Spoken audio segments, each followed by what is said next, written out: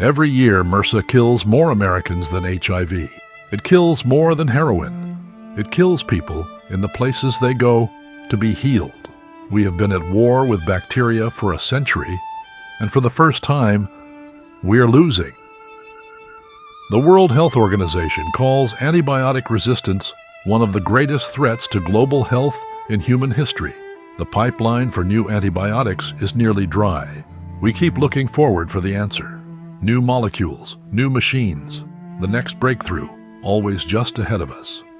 But a few years ago, a small team at the University of Nottingham tried something almost no one in modern medicine takes seriously. They stopped looking forward, and they started looking back.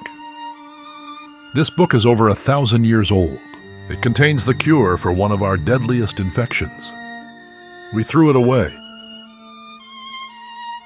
Bald's Leechbook, written before 950 AD in Old English, the earliest complete medical collection in any Western vernacular. One copy survives in the British Library in London. It has been there for 1,000 years. We know almost nothing about who wrote it. The colophon reads, "Bald owns this book, which he ordered sealed to compile." That's it. 2 names. A man who wanted it written, and a man who wrote it. Both long dead. Both, as it turns out, right. On one page, a remedy for an eye infection. Garlic, leek, wine, bile from a cow's stomach, combined and then aged 9 days in a brass vessel. Dr. Christina Lee, a scholar of Old English literature, translated the manuscript. She handed the recipe to microbiologists. They followed it exactly. 4 separate batches. 9 days of waiting. The medieval salve killed over 90% of MRSA bacteria, not in a petri dish alone, in infected wound tissue. Tested in vivo by Dr. Kendra Rumbaugh at Texas Tech, who called the results, and this is a direct quote, "Astonishing." For context, Vancomycin is our antibiotic of last resort, the drug we use when nothing else works. The medieval remedy performed comparably to vancomycin, an eye salve. From 950 AD, lead microbiologist Freya Harrison said she had not expected it to work at all.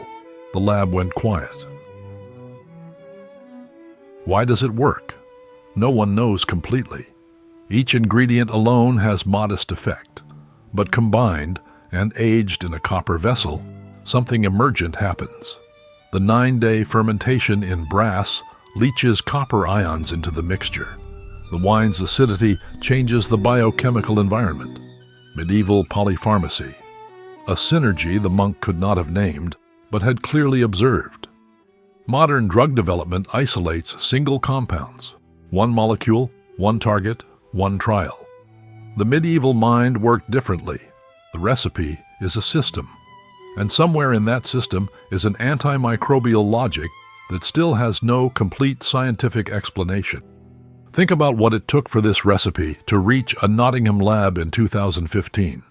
Someone had to write it. Someone had to copy it. The manuscript had to survive 9 centuries of fire, war, flood, and neglect. It survived because it worked. Because someone, somewhere, kept using it. We have spent 100 years assuming the ancients were simply wrong. That medicine is a story of progress, from darkness into knowledge. But progress has a blind spot. We discarded what we could not yet explain.